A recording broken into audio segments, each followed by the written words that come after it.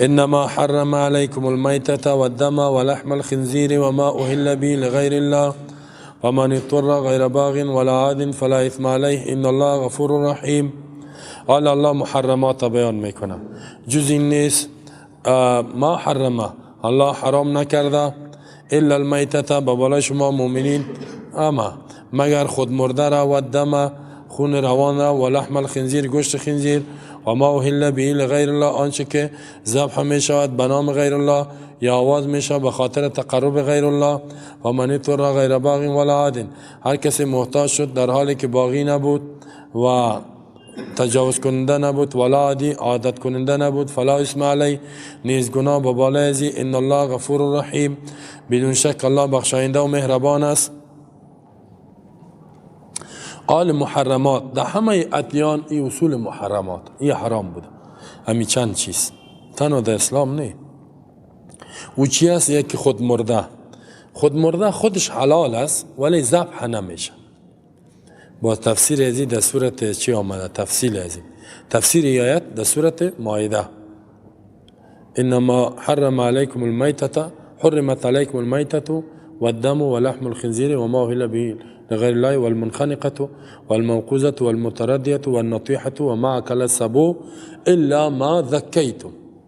در این میو استثناء میکنه مگر آن چیزی را که شما ذبح کنید. گوسفند حلال است، بز حلال است، انواع شرش، گو حلال است با همه انواع، شتر حلال است با همه انواعش، آهو حلال است. اگر گوسفند گو می چیزای اهلی خودش مرد، خود خفه کرد که شاخ یک دیگر زدن یا به قسم دیگه مرد که مرمی زده شد آمدی مرده، اینمی حرام میشه. اگر اینمی ذبح کار داده گلونش نماندی بسم الله الله اکبر نگفتی و امیر رگ یکی حلقوم مری از غذا میره دو رگ دیگه اینجا اینمی سه رگ نزدی نمیشه حلال نمیشه. ما انهر الدم فکل، رسول الله میگه آنچه که خون جاری میسازه گردنش میزنه، ما قتل اوداج، آنچه رگها را قطع میکنه فکل بخور. بسیار حدیث است. اوداج وداج اینی یکی مجرای تنفس و غذاست، نه تو که آمده هم جگر خورده، نه ای تو یک دراز داره مجرای تنفس غذا، تنفسش در بینش است در بغل دیگهش است. یکم دفعه غذا که در مرای تنفس میزنه ببین که چه حال میشه. مری میگن. یکی حلقوم است یکی مری مجرای غذا است. و یکی هم ودجین، دو گردن دو دانه رگ کلان انسان شد. این را که زدی کار در اینجا برسه، در اینجا را که این دو رگ زده شد خون خیس میزن. خون امی خون مردار است، اضافگی از گوشت همه چیز میبره، پاک صفا میشه گوشت. باز از استفاده اگر خودش مرد حلال نیست، خودش میبره میته. مشرکین میگفتن نه خودش که مرد خوب حلاله، اگر دیگه کس میکشه اونو میگفت، او را حرام نمیگفتن، میگفت ولی خودش بسیار حلال است، الله کشته، میفیر الله ذبح کرده. بیدینا از عقل کار میگرفتن. ما حرم علیکم، الله حرام نکرده به بالای شما، انما کلمه حصر است، الا الخبائث، مگر خبائث کالمیته. المیته خود مرده، گو گوسفند هر چی است. میگم اگر یک کسی را گوسفند مرمی زدی جان دو بود حرکت بود، وقتی که ذبحش میکنی شور بخوره اونو حلال است. اگر ذبحش کردی شور نخورد هیچ. و دم خون اینجا خود خون نیست، خون مسفوح و دم مسفوحا در دیگه آیات تفسیرش آمده، دیگه خون نی. رسول الله میفرماد احلت لنا المیتتان و الدمان، دو دم به ما حلال شده، الکبد و الطحال. کبد جگر و تلی یا اینک میگن، نه تلی همین خون است حلال. دیگه الجراد و سمک، جراد ملخ های کلان در کشورهای عربی است، حاجت ذبح نیست. دیگه مایی هر قدر کلان شد میگن نیانگ شوا حرام میشه، نه توبه استغفرالله، نیانگ شوا هنوز خوب میشه. نیانگ شد بخو استفاده کن. حتی به مذهب جمهور خود چیزی که در بحر است حلال، زیرا الله در قرآن میگه که احل لکم صید البحر و طعام حل لکم وللسیاره، حلال شده بر شما شکار بحر، غذای بحر حلال است ولی سیاره برای قافله. و حرم علیکم ما دمتم حرما، آنچه که تا وقتی که در احرام هستین یا در بحر هستین در خشکی اونو حرامه. در بحر میگه هر چی که از حلال، اینطور میگه هر چی که باشه. طافی مذهب حنفی میگه کدام ماهی مرده بود اونجا تو چرخک زده آمد اون میگه حلال نیست. نه دیگه رسول الله میگه که آنچه که در بحر است حدیث صحیح است که والحل میتته، میته خود مردهش حلال است. طافی نگفته. اونا دیگه شاید احتیاط کرده باشن چی کرده باشن، مجتهد است انسان اجتهاد میکنه، ولی دلیلی طرف قوی است. خب پنجل پاویش است، بحر است، پنجل پاو دیگه چیست، سنگ بقیش است، هر چی که است. خب در بحری باشه، در خشکی زندگی نکنه. حتی میگه خنزیرشان باشه. خب بحری که قرآن میگه مطلق گفته حلال و استثناء نامده. اگه خنزیر باشه بحری، خیون خوک باشه بحری، هر چی که باشه بحری باشه، مار باشه، هر چی که باشه کلش حلال. خب طبیعت من نمیشه گپ جداست.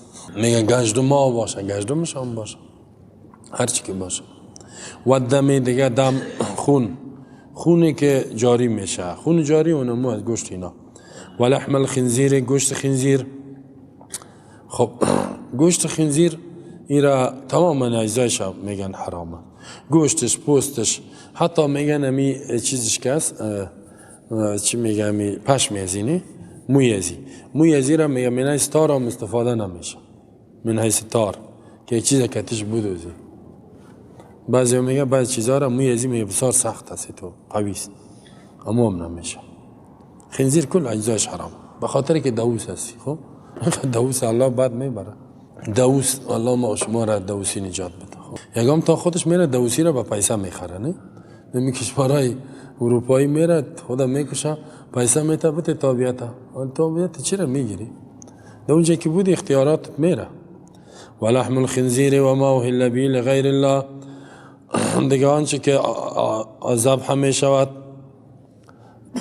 آنچه که ذبح میشود با آن لغیر الله، به خاطر تقرب غیر الله یا به خاطر بغیر اسم الله. مشرکین که بودن میفتن ذبح که میکنن میفتن بسم الله و العزى، الله گفت به نام الله که ذبح نشه حرام میشه. و کلوا مما ذکر اسم الله علیه ان کنتم بآیات مؤمنین، بخورین آنچه که نام الله یاد میشه. ولا تاکلوا مما لم یذکر اسم الله علیه، نخورین آنچه که نام الله به او یاد نشه. راجع قول امیست که اگر نام الله در وقت ذبح گرفته نشه خورده نمیشه. ده اختلاف است. اگر فراموش شد چطور؟ اکثر میگه فراموش و خیره. اگر قصدن باشد میگه حرام میشه، فراموشی نه. ولی ابن عثیمین میگه اگر فراموش هم شد، مفتی سعودی میگه حرام میشه. یک قوم میگه که فراموش کرد حرامش کو، با دیگه فکر خدا میگیره. بعد بسم الله، زیرا قرآن میگه ولا تاکلوا مما لم یذکر اسم الله علیه، نام الله گرفته نشد خو نخورید. و کلوا مما ذکر اسم الله علیه، بخورین آنچه که نام الله گرفته میشه ان کنتم بآیاته مؤمنین. این در سوره انعام است، پس آن می ان شاء الله ما شما اون را میخوانیم. اینا به نام لات ذبح میکردن. الله میگه آنچه که ذبح شود به غیر اسم الله نخورید. کلمه ما عام است. خب این مفسرین به خاطر عادت مشرکین خاص کردن. ما میگه عبارت است عام است، هر آنچه که است، یعنی دلش گوسفند باشه، گوشت باشه، یا پول باشه، پیسه باشه، برنج باشه، لوبیا باشه، نخود باشه، گندم جو جواری باشه، گندم جو جواری، برنج 100 سیر برنج آوردم دینمی قزیارت 100 سیر برنج میارن، یک 50 سیر روغن آوردم. اگر که از این که میبینی عام است، اما مفسرین ما را میگه که ذبیحه یعنی گوسفند اینا اوهل را که به معنای احلال به معنای چی را میگه؟ حلال به معنای آواز کردن میگه. خود حلال مهتاب میگه، عادت عربایی بود وقتی که مهتاب میدیدن نو که میشد میگه مهتاب نو شده، نامش حلال مانده شد. خب یا اصل آواز میگه، اینا میگن اوهل، میگن ذبح، امو حیوانی که ذبح میشود بیهی میگه با معنای علاس علیه با بالای ازی، لغیر الله لام میگن با معنای باس، اسم میگن اینجا محذوف است، پس تو میشه که به غیر اسم الله و نمو حیوانی که ذبح شود به غیر نام الله حرامه. اینا تو تخصیص کردن، ولی اینقدر تخصیص محققین قبول نداره. میگن نه، ما دیگر روایت ها داریم قسمی که لفظ قرآن عام است همینطور است. ما هر آن چیزی که باز دوم احادیث ما داریم که هدف از ما چی است؟ همین حیوان است. اوهلا به معنی ذبح شود لغیر الله لتقرب غیر الله. عایشه رضی الله عنها روایت است، میگه اگر یک کسی یک گوسفند خوب متوجه ما باش ذبح کرد، یک گوسفند ولی پیش یک قبر یا به می خاطر که ما به این نزدیک شم یا به پیر نزدیک شم، پیش پای حاجی میکنه که به این تقرب حاصل کنه، یا پیش یک پیر یا پیش یک قبر، اگر که نام الله را بگیره حلال نمیشه، زیرا اینجا به خاطر نظر غیر الله این کار کرده. میگه گاو گوسفند که بسم الله اکبر هم بگوی حلال نمیشه، ذبحش هم کنه نمیشه، به خاطر که نظر غیر الله شد و نظر غیر الله شرک است. این دو و این هم روایت های سوم روایت عامتر است از که و ما ذبیحه نیست، هر آنچه پیسه باشد، گندم برنج باشد، اوهل آواز شود بهی بونمو گندم اینا در وقت صدقه و اینا لغیر الله لتقرب غیر الله، بخاطر تقرب غیر الله. مثلا یک کسی میره یک روپه را دمشای دو شمشیره ولی میپرتا، یک روپه، 10 روپه، 100 روپه، چرا میپرتا؟ که ما به این نزدیک شوم. نه، اگر این نان نمیخوره، حالا مرده، نان میخوره، پلو میخوره، تو بر از پیسه انداخته راستی، صدی را میپرتن، هزاری را میپرتن، نه برنج میارن، حالا چرا برنج اینجا آوردی؟ میگه باش که همی ایشانا و همیا هم مجاورین بخوره. پس انما حرم علیکم المیته، حرام شدن بالا شما میته، دم، گوشت خنزیر و ما اوهله، نگه آنچه که آواز میشد به خاطر تقرب غیر الله، نزدیک شدن به غیر الله، پیسه است، لباس است، برنج است، نخود لوبیا، هر چی که است، به خاطر غیر الله که آواز شد که نظر فلانی صاحب، خلاص دیگه نخوری. اگر برنج هم است گوشت نیست نخور، اگر شیرچای هم است نخوری، شیرچای میتن نه، همین نظرهای غیر الله، چای بوردار است نخور، خرماست نخوری، ایرا تقرب غیر الله، نزدیک به غیر الله شد، به خاطر که ما به او برسم. او که میگه به نام فلانی هدفش چیست که از طرف فلانی، این توست، این از طرف فلانی صحیح است، یا ثوابش به فلانی برسه صحیح است. اما اگر میگه که را میکنم که به این مرده نزدیک شوم یا به اینی باز فرق میکنم به نام ما که مردم های ما شما است که دیگر ها فرق میکنم، مردم ما شما تو هدفش نیست، میگه از طرف هزی. ما پرسان کردیم یک دوتا شخص، گفتم به نام فلان چی معنا؟ گفت یعنی از طرف فلان. ولی بعض دیگر هست که او را بگویی که به نام چی معنا، میگه یعنی که به او برسیم ما، اینی باز در شرک داخل. اینجا نیت هست، نه انما الاعمال بالنیات. فمن اضطر غیر باغ، فمن اضطر، هر کسی که را مجبور کرد ضرورت به چیزی از محرمات محتاج شد. اضطرار چی را میگه؟ اضطراری را میگه که حالت اضطرار که اگر انسان این استفاده نکنه میموره، اینطوری که گشنه شدی خلاص شروع کنی میموری، مرگ است. مرگ تعدیدت میکنه، گوشت خنزیر است دیگه چیز نیست، یا نموج خنزیرها دینیم داشت است دیگه چیز نیست، نان هم نیست. اونم خنزیر ذبح کو، گوشتش پخته کو، ولی به اندازه بخو. بسیار نه که بگویی بیا که حالت اضطرار هم جا خوب خود اسیر کنیم، اینطور نکنی، با اندازه که برسیده یک جای. یا مار است، انسان با مار ضرورت پیدا، سگ از دیگه چیز نیست، مجبور شدیم سگ ذبح کنیم، سگ هم ذبح کردن. یا دیگه چی است اینا؟ خون است، نه؟ خون مسفوح است و نظر غیر الله است. اونجا نظر غیر الله وجود داره، به نام بتا، مثلا بتا هندوها یا قبرها ذبح شدگی است، میتونی استفاده کنی در حالت اضطرار که مرگ تهدیدت میکنه. ضرورت اینه میره میگه، از ضرورت تتقدر به قدرها، با اندازه ضرورت استفاده شد. غیر باغی نباشد، یعنی سعی کننده در فساد نباشد. باغی از حد تجاوز نکند، به اندازه استفاده. عادی نباشد، عادی هم متجاوز، مقدار حاجت زیاد استفاده نکند، به اندازه حاجت استفاده کند. اگر که در غیر باغ نادن میگم تا دیگه هم گفتن میگه باغی نباشه، یعنی یادم بر دزد و اینا بر فساد سفر نکرده باشه یک جای. اگر با فساد میکرده باشد، سارق باشه و رازن باشه، بر از او حلال نیست. امام شافعی میگه، ولی او نظر قوی نیست. فلا اسم علیه نیست، گناه با بالای ازی، یعنی عقوبت نیست در خوردن. ان الله غفور رحیم، بدون شک الله بخشاینده و مهربان است.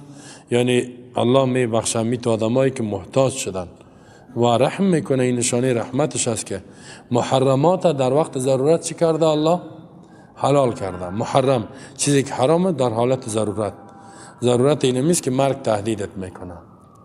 مثلا یک جای هستی آب نیست، شراب است، نه آب نیست، با ما اندازه شراب بخوری که تا یک جای برسید، اینم جایز میشه. حرام است، آب نیست، شراب است. اینجا تو نکنی که بگویی بیا که نمیال پیداش کردیم. خب ببینیم نشه از چه قسم است. ان الذين يكتمون ما انزل الله من الكتاب ويشترون به ثمنا قليلا اولئك ما ياكلون في بطونهم الا النار ولا يكلمهم الله يوم القيامه ولا يزكيهم ولهم عذاب الیم. بدون شک کسایی که پنهان میکنن آن چیزی را که الله نازل کرده است کتاب و انتخاب میگیرند در بدل از همین پنهان کردن کتاب الله ثمنا قلیلا، دنیای فانی را، اولئک ما یاکلون فی بطونهم، اینمی کسایی که حرام میخورن به خاطر دنیا، حق پنهان میکنن، نمی اندازن، نمی خورن در اشکمایشان مگر آتش را.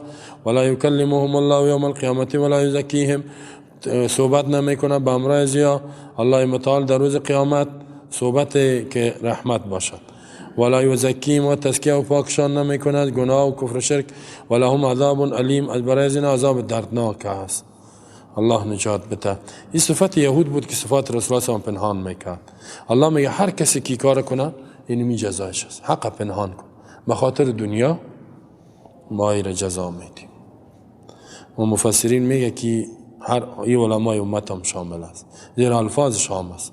العبرتو لعموم اللفظ لخصوص سبب، اعتبار بر خاص سبب نیست که در کجا ناز، برای کی؟ عموم لفظ عام، احکام عام است در اسلام. بدون شک کسایی که پنهان میکنن ما انزل الله، آنچه که الله نازل کرده من الکتاب از کتاب تورات در یهودی‌ها را میگه، و برای مؤمنین قرآن، الفاظش کامل قرآن را پنهان میکنن. این درباره رؤسای یهود بود. صفت رسول الله هم پت میکنن، از مردم پیسه میگرفتن. و اشترون به ثمنا قلیلا، و میگیرن در بدل از این عوض بسیار کم. یشترون مشتری خریدار میگه، اینجا به معنی انتخاب، استبدال، تبدیل است. ثمن پیسه، قلیلا کم، هدفش دنیا کلش کم است، فانی است. میگیرن، انتخاب میکنن، تبدیل میکنن در بدل نیمیک چی؟ کتمان حق، که اونا صفات رسول الله صلی پنهان میکردن و از پیامبر انکار میکردن. چی میگیرن؟ ثمنا قلیلا، دنیا، پول و سرمایه بسیار کمه. دنیا کلش سرمایهش کم است، در ثمن قلیل قدرت داخل است. به خاطر یک ریاست معینیت وزارت حق پنهان میکنن. به خاطر چند روپا پول و پیسه دلار، 50,000 دلار یک نکر کرد به اندازش. بعد مولوی ها $200 میگیرن، $100 200 به مقدار پنهان میکنن، باطل میگن، حق نمیگن. بعضش با $50 هم میگن بیتی گذاره میشه. اونم این مقدار پیسه، ماهی 3,000 روپا، بین مقدار ماهی 3,000 بته میگن ما بس کار جور میکنم. دیگه چیز میکنن؟ حق پنهان، بیان نمیکنن حق، خصوصا حقایقی که بسیار مهم است. و همی قسم خانه یک موترک، مولوی صاحب مکلیه میره بگه، یک کسی را داده بود و پوشش طلایی بوده. ای فکر میکرد که طلا خیر بود، در جیب ماندش که چقدر باشه. باز میام دریور چیز بادیگاردش آمد گفت که مولوی صاحب امو کلی موتر بته. کلی موتر کشیدش که فهمیره؟ گفت ها. وازش کرد گفت دایی کلی است. اوه خوب کلی بوده، من گفتم خیلی طلاست یک ذره. باز رفت برش چالان کرد، 2000 چند بود. گفت دایی بشینین صاحب، ما شما را احترام میکنیم. بسیار خوب گپا زدیده، تلویزیون گپایت دیده. بازی دیگر روز که میاد دیگه چه حال است. صفت کده میرزی کده آدم خوب، ازی کده آدم نیک، از این مردم ها کده آدم های نیک، هیچی اف نمیشه. توبه. مفسد نیک میگه، فسادکاره. و یا بعضی ها را یک خانه میتن. کلی را مولای صاحب کلی را بگی، کلی پارتمان است، آپارتمان. خب بر ما داده شد، بسیار لطف کردین، بسیار مهربانی. این بینم قیقب کلی فتنه عملی شده رئیس فعلا. بعضی را کلی آپارتمان هم میتن، بعضی کلی موتر هم میتن، بعضی را پول و پیسه میتن، بعضی را قدرت میتن، بعضی را نمیتن. الله نجات بده. فتنه دنیا نه، دنیا خراب میکنه. رسول الله صلی فتق الدنیا، دنیای حرام خدا نجات بده. دنیای حرام. اولئک ما یاکلون فی بطونهم الا النار. الله اینا را تقبیح میکند. اینمی کسا لا یاکلون ما یاکلون نمیخورن، یعنی حتی قباحتشان میگه نمی اندازن فی بطونهم در اشکمایشان، بطن میگه اینا بطنی هستن، اشکم پرست، اشکم پرست ابن الوقت. بطن میگه در اشکما نمی پرتن الا النار، مگر آتش سوزاننده را. زیرا مال حرام نار چی منو؟ ای خو نار نمی پرته، گوشت می پرته، مرغ می پرته، ولی این انسان به نار می کشانه. این سبب است که با آتش می پرته، با آتش می رسان. بطنی یکم تا میگن که یکم دفعه ملا را میگن که بسیار اشکم پرست، اشکم دوست داره. نه، ملا هر چی که باشه به یا نمیرسه. یا خو به خاطر اشکم دنیا از عظمی عزت، آبرو، اخلاق، ناموس، وطن، هر چی تیر شده، هر چیز تیر شده. به خاطر چی تیر شدی؟ اشکم. پس مولوی صاحب که چند روپا یک ذره حلوا خورده، یک ذره دو پیازه خورده، یکم ختم کرد، خب به اون نمیرسه دیگه. بعضی ختم یا میکنه یکم مولوی ها، ولی اگه بگویم بیا این کارهای کلان بکنه نمیکنه. بعضش همینطور است. اینا لیا میگن که حالا مولوی صاحب شما بسیار امی دو پیازه را دوست دارین، حلوا را دوست دارین، یکم تا می کلانا خنده میکنن و شما کده ندارن اینا دو. یا شما خب بخی به خاطرش کم کل چیز فروختین، اما چیز دادین. ما یاکلون نمی اندازن در اشکمای خدا مگر آتش را. آتش است، این پیسه نیست. میگه ولا یکلمهم الله یوم القیامه، سخن نمیگه الله به امر از اینا در روز قیامت. کدام سخن؟ سخنی که الله راضی شود. سخن غضب است. غضب چی؟ اخسؤ فیها ولا تکلمون، میگه چوب باشین گپ نزنین. کچی میگه سگه که چیز کنی، اینطور میگه. ولا یزکیهم، تزکیه و پاکشان نمیکند از گناه ها، هیچ پاک نمیشن. یعنی توفیق الله برشان نمیده. هیچ خطرناک است. الله نجات بده. ولهم عذاب علیم، از برای این عذاب درناک است که جهنم است. اولئک الذین اشتروا الضلاله بالهدى والعذاب بالمغفره فما اصبرهم علی النار. اینمی کسا انتخاب کردن گمراهی را در بدل هدایت، والعذاب بالمغفره، عذاب گرفتن در بدل مغفرت، بخشش. فما اصبرهم علی النار، تعجب از چه چیز اینا را صبرناک ساختگیز با آتش. چه چیز است که برای اینا صبر آتش بده؟ یعنی آتش صبر نمیشه. این مردمایی که حق پنهان کردن، رسول الله صلی الله علیه و بیان نمیکنن، سنتش قرآن بیان نمیکنن، قرآن شعار نمیتن و سرمشق زندگی خدا اعلان نمیکنن، به خاطر که چند په دنیا و قدرت اینا را گرفتن، الله میگه اینا گمراهی را انتخاب کردن در بدل هدایت. هدایت قرآن، پیامبر، دعوتگرا است. ایرا مان دلالت و بیدینی را گرفت. والعذاب بالمغفره، عذاب انتخاب کردن در بدل بخشش. اگر به کتاب الله چنگ میزدن، به پیامبر ایمان می آوردن، خونه جنتا بود، مغفرت بود. ولی ناوردن، اینا مغفرت ماندن، عذاب گرفتن. سیکو چقدر بد مرد عذاب بگی، عذاب با پیسه خریدن. فما اصبرهم علی النار، چی چیز این صبرناک ساختگیز با آتش جهنم. این تعجیب است برای مؤمنین. الله با تعجب میپرته مؤمنین.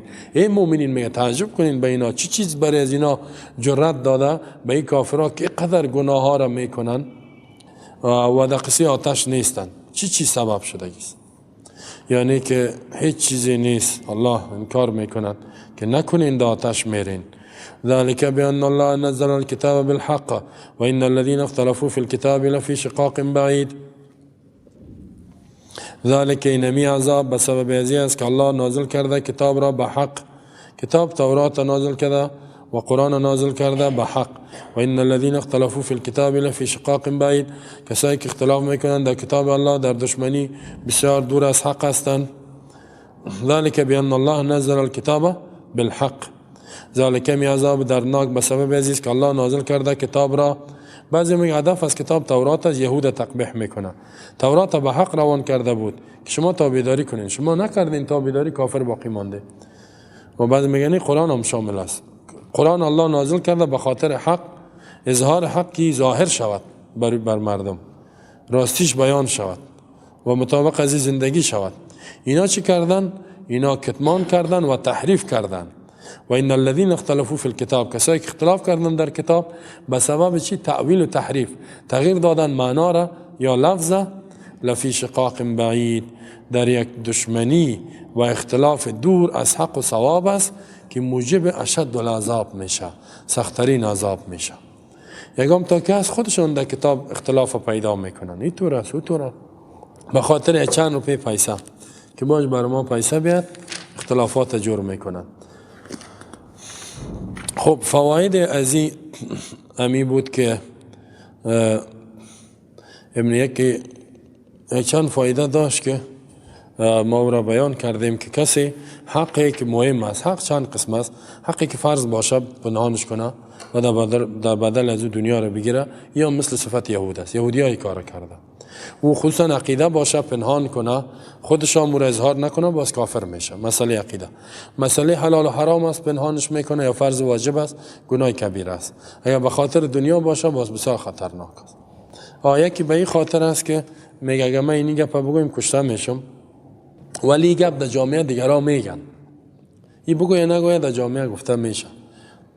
ایگام گپایی است که ایره در مصیبت میپرده، به خاطر که ما میفهمه که اگر بگویم کشته میشم، یقین داره، بازی اگر نگویم گپی نیست. کسی پرسانش که بگوی نمیفهم، در حالی که موضوع بیان میشه. اگر در این جای هیچ کس بیان نکنه باز باید بیان کنه، حق را باید بیان کنه. اگر که کشته میشه باید حق بگوید. ليس البر أن تولوا وجوهكم قبل المشرق والمغرب ولكن البر من آمن بالله واليوم الآخر والملائكة والكتاب والنبيين وآتى المال على حبه ذوي القربى واليتامى والمساكين وابن السبيل والسائلين وفي الرقاب وأقام الصلاة وآتى الزكاة والموفون بعهدهم إذا عاهدوا والصابرين في البأساء والضراء وحين البأس أولئك الذين صدقوا وأولئك هم المتقون. در اینجا باب سیوم شروع شد، حصه سیوم از این صورت. این صورت 3 حصه داشت. حصه اولش تا آیه 96 بود و اثبات عقیده توحید و مسائل از او بود. بعد از او تا اینجا مسائل اثبات رسالت بود و قباحات یهود و افعال و اعمال بد از اونا را الله بیان کرد که بسیار صفتهای بد داشتن، دلایل مختلف گفت، تقلید کورکورانه میکنن. در اینجا سیوم حصه احکام سیاسی را بیان میکنن. احکام چی را؟ سیاسی، احکام خانوادگی، احکام اجتماعی. اینی احکام را بیان میکنن. سیاسی، خانوادگی، اجتماعی، حکومت داری. چرا؟ زیرا در مدینه نظام حکومتی جور شده بود، دولت پایه‌اش رسول الله سامان رئیس دولت بود، ارتش نیروی مطابق آن وقت جور کرده بود. اینال قوت مسلمانان پیدا کرد. آل الله میگه یا ایها الذین آمنو کتب علیکم القصاص، کتب علیکم القتال، کتب علیکم الصیام، کتب علیکم الوصیه. اینی احکام است، این دستورها را عملی کنین. حال شما توانایی پیدا کردین، پس عمل بکنین به قرآن. لیس البر ان تولوا وجوهکم، نیست نیکی این که بگردانی روهایتان را قبل المشرق و المغرب، به طرف مشرق یا مغرب. تنها در این نیکی نیست، روی مایسو بگیره موسو.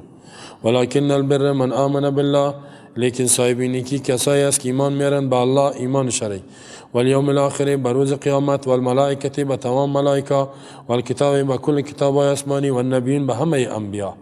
و آت المال علی حبه ذوی القربى والیتامی، میدهد مال خود را با محبتی که با این مال دارد، ذوی القربى خویشاوندان را، والیتامی یتیمان را، والمساکین مسکینان را، و ابن السبیل مسافر و السائلین سوال کننده را، و فی الرقاب، به خاطر آزاد کردن بندیا دهی را مصرف میکنه، یا غلام نیست، بندی است.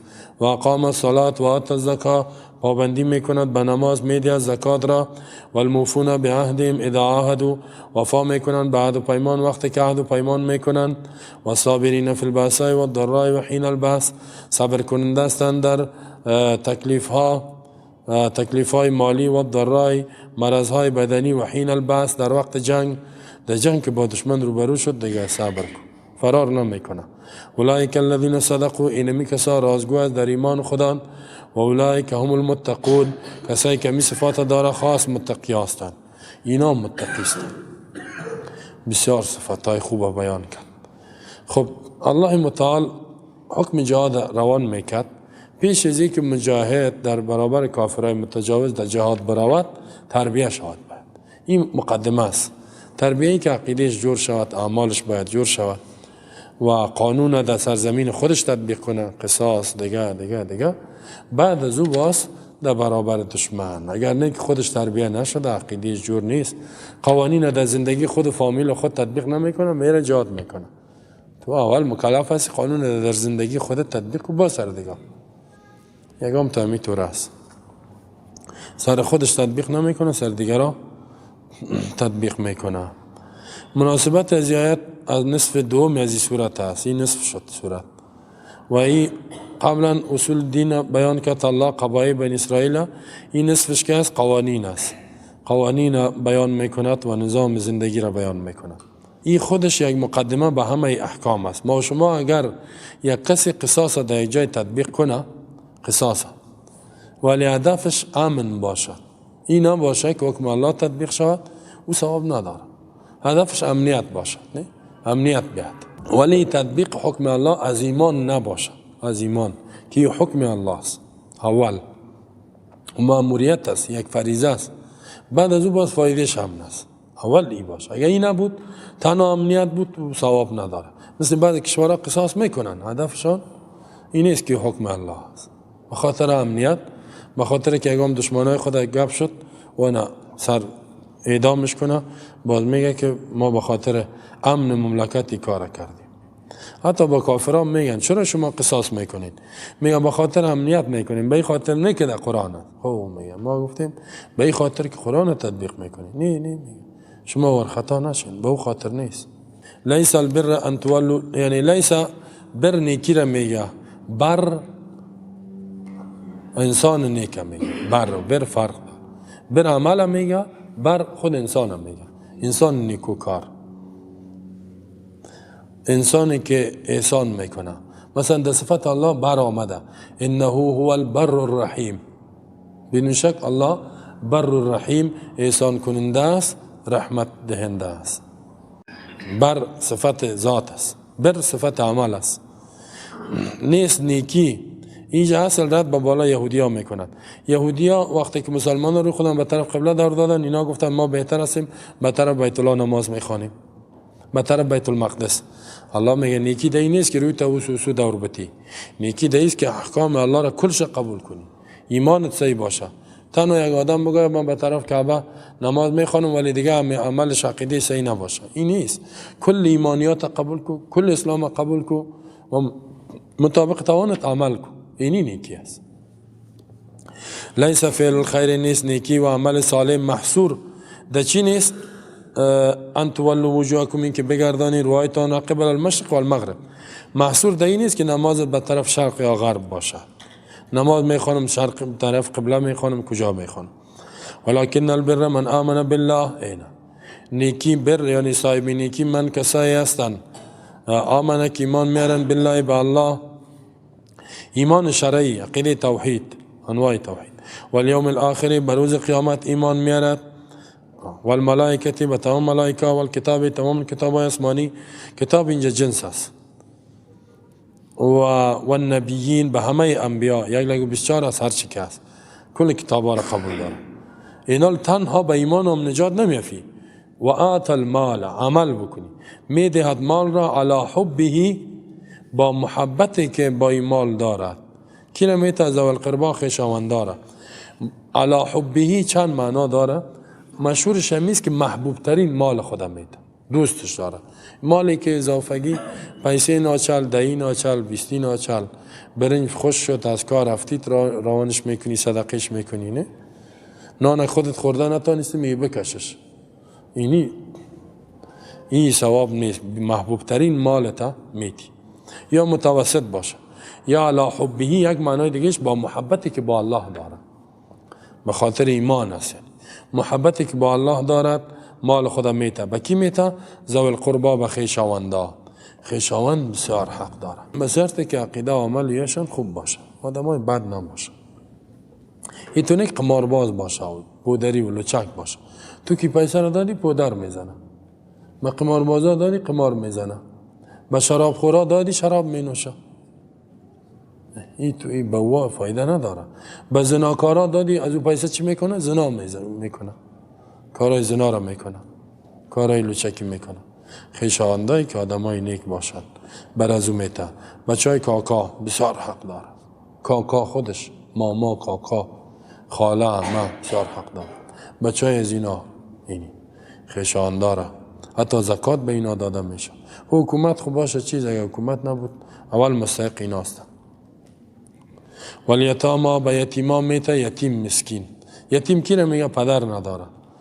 بعضی میگه مادرم نداشته باشه میشه، اکثر میگن پدر و نابالغ باشد، مال خدا به این میته. یتیم تربیه کردن. مثلا اینجا ما مدرسه داریم، میگم یتیم هم هست. یعنی یتیم هم میاید انسان کمک کنیم، کل ما یک 20 یتیم تربیه کنیم، چقدر خوب است. رسول الله میگه در روز قیامت یک جای می باشه کافل یتیم، سرپرست یتیم، پدرش مرده، بر قسمی که است. والمساکین، به مسکینا بسیار درجه داره به یتیم دادن. مسکین کسی است که یک وقت نان داره دیگه وقت نداره، یا یک روز 2 روز داره دیگه نداره، ایره میگن، یا هیچ نداره. و ابن السبیل، به مسافر میته. مسافر سرمایه داره میگه، در منطقهش خوب سرمایه داره. اینجا که آمد چیزی نیست. البته مسافرها سابقی تو بود که از یک ولایت میامد دیگه ولایت هتل چیز نبود، در اونجا میه مردم باید ایره میمانی کنن، نان بده، 1 روزه 2 روزه تا 3 روزه است میمانیش کنن، بعد از صدقه است. یا در مسجد میره میگه نان بریم، مردم باید ببره برش.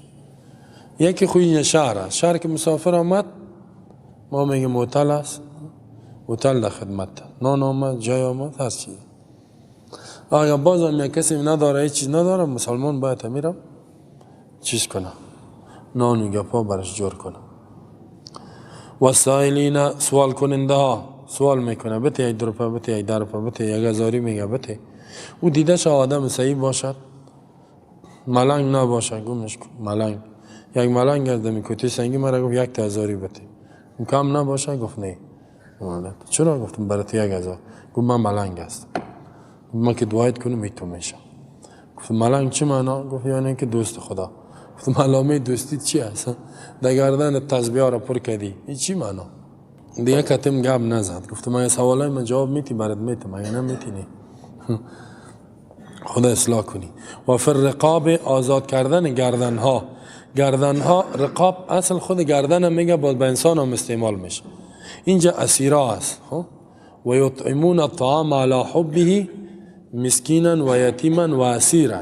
اسیر بندی را آزاد، خصوصا بندی مومن باشه، بسیار درجه داره.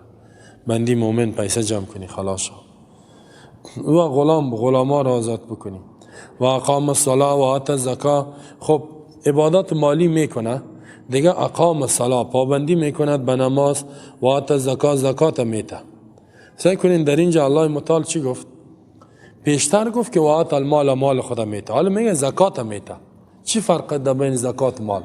اینجا یک فرق هست. خب زکات اموز که الله را حکم کرده در قرآن، اقیم الصلاه و آتوا الزکات، 2.5% از 1 روپیه میتی است، طلا و هر چیزش.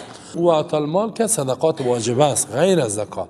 یک سرمایه دار غیر از زکات دیگه، مثلا شما زکات هم میتی، نگام کمک میکنین به مسجد کمک کن، به گرم کردنش به کسی، به این مدرسه کمک میکنی، به خویشاوندای فقیر کمک میکنی. اینجا صدقات واجبه میگه. در بین صحابه ایام بود، هر دوش بود، هم زکات بود هم صدقات بود. والموفون بعهدهم اذا عاهدوا، وفا میکنن به عهد و پیمانشان وقتی که عهد و پیمان میکنن. عهد و پیمان با مردم میکنن یا با الله میکنن، به وفا میکنن. وعده که کردی، عهد که کردی، او را به او وفا کن. یا کسی اگر عهد و پیمان کرد یا وعده کرد که من این کارم میکنم و باز نکرد، دیده میشه فراموش شد یا ناتوان شد. اول میفهمه که توانم است، اگر فراموش شد خو خیر گناهگار نیست، اگر ناتوان هم شد گناهگار نیست. ولی اگر در توانش هم است یادش هم است نمیکنه وفا، بازی منافق است. منافق نمیره میگه، منافق عملی است. آیت المنافق ثلاث و اربع اذا وعده اخلفه، وعده که میکنه خلاف میکنه. بعضی هم وعده میکنه در نیتش خلاف است، وفا نیست. این میگه اگه تو عادت داره همین عادت ترک کن، این عادت تا گم کن. بسیاری مردم فریب داده. چطور همه خدا میگه همیش مریض است، در خیشای ما هم تو کسا است. صبح بخیر میگه من میبرم پیش دکتر، خوش میشه که اوه ما خب نه اولاد دارم نه دیگه دارم، این برادرزاده مرا میبره. با زنگ دی خب زنگ میزنه کجا هستی، تلفنش بند است، چالان هم میکنه هیچ نمیبرداره. گم یک ماه بعد پیدا میشه. همیش میگه چی کار کردی؟ تو خدمت وعده کردی میبخشی کی تو شد تو شد. باز دیگه دفعه وعدهش میکنه که اما جان بخیر حج عمره میبرم، بازو بیچاره انتظار کی میبره مرا حج عمره، گم میشه حسابش. باز دیگه روز وعده میکنه که برات بخیر یک لباس بسیار خوب یک جاکت میارم، زمستان است، همین جاکت بپوشی گرم باشی. حالا دیگه انتظار است کی می تلفن زنگ میزنه کل چیز گم است حسابا. فلانا جا بیام موتر کجا میری، اینجا موتر میارم میرم، حالا گم است موتر، زنگ هم میزنی. اینمی بسیار منافقت است. خب اینمی کارا یک طرح میگه خام تما کردن نه، در تم امید نگاهش میکنی. نکنی اینمی کارا. یک وعده که کردی جدی و عملی کن، جدی. باز که هر کس فرق میکنه. انسان هیچ کوشش کنه که دیج وعده خود خلاف نکنه. اگر فراموش شد، مثلا موسی علیه السلام وعده کرد نه، قول داد تعهد کرد با کی؟ خضر. گفت که انک لن تستطیع معی صبرا، نه توانایی صبر نداری. گفت که نه ستجدنی ان شاء الله صابرا، ان شاء الله که من صبر میکنم، ولا عاصی لک امرا، نافرمانی تنم. این تعهد شد. حالا که رفت اونجا کشتی را که غار کرد، این انتقاد کرد نه که قال لو تخذت، چرا گفت پیسه نگرفتی از اینا؟ چرا گفت کشتی را غار کردی؟ مردم از اینا پیسه نگرفته بود، ماش کرا نگرفت. گفت خدمت از اینا سه کو کشتی غار کردی، و احسان کرده تو احسان کنی تو خرابی کردی. بازو گفت علم تقل انک لم تستطیع معی صبرا، که من نگفتم که توانایی نداری صبر بکنی. بازی چی میگه؟ قال لا تؤاخذنی بما نسیت، مرا مؤاخذه نکن فراموش کردیم. یکم ده فراموش میکنه یا فراموش کرد گناهگار نیست، منافق نمیشه. یعنی علامه نفاق نیست، عمل نفاق نیست. اگر فراموش نکرد یادشان بود باز اینی دیگه. یک انسان کوشش کنه اگر در توانش نبود یادش بود یک زنگ ریه بگه کار من نشد شما میبخشید، ما وعده کرده بودم اینجا میام یا اینی کارتون میکنیم. و صابرین فی البأساء و الضراء و حین البأس، صبر کننده در حالت بأسا تکلیفات مالی را میگه، و ضراء مرضای بدنی، مال به مال فقیر میشی صبر بکو. یکم تا را ببینیم بیچاره مشکلات مالی میاد، وظیفه حلال پیدا نمیشه، وظیفه حرام، صبر بکنه. سختی از ضراء مرض مرض میگه چه حالت مرض در جان ما جای گرفته هیچ دیگه جایی نمیره، نه این میگه صبر بکن، مرض از جانب الله دعا کرده برو. و حین البأس در وقت جنگ در جهاد که رفتی وشکده باشی. قرآن باز در سورة انفال میگه که یا ایها الذین آمنو، ای مؤمنین اذا لقیتم الذین کفروا، وقتی که با کافرها روبرو شید در جنگ، فلا تولوهم الادبار، پشت نگردان.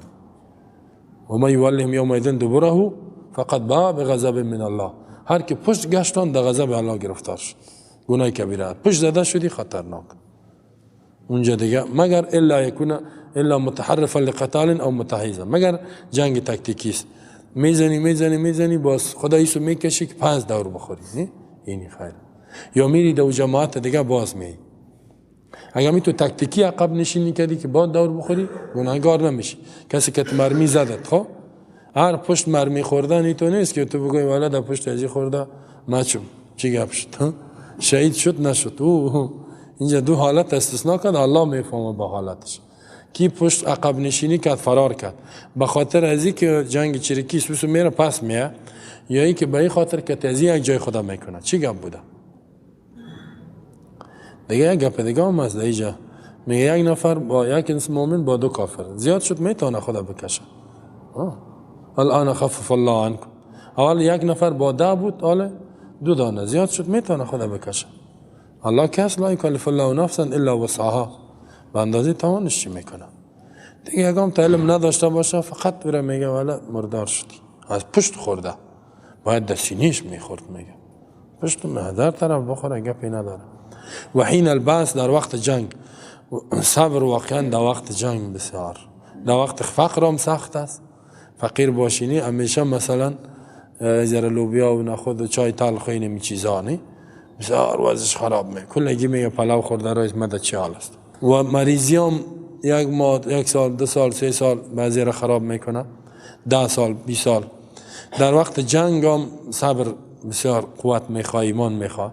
اولئک الذین صدقوا، این من کسایی که ایمان دارن. ارکان ایمان اینجا 5 بیان شد.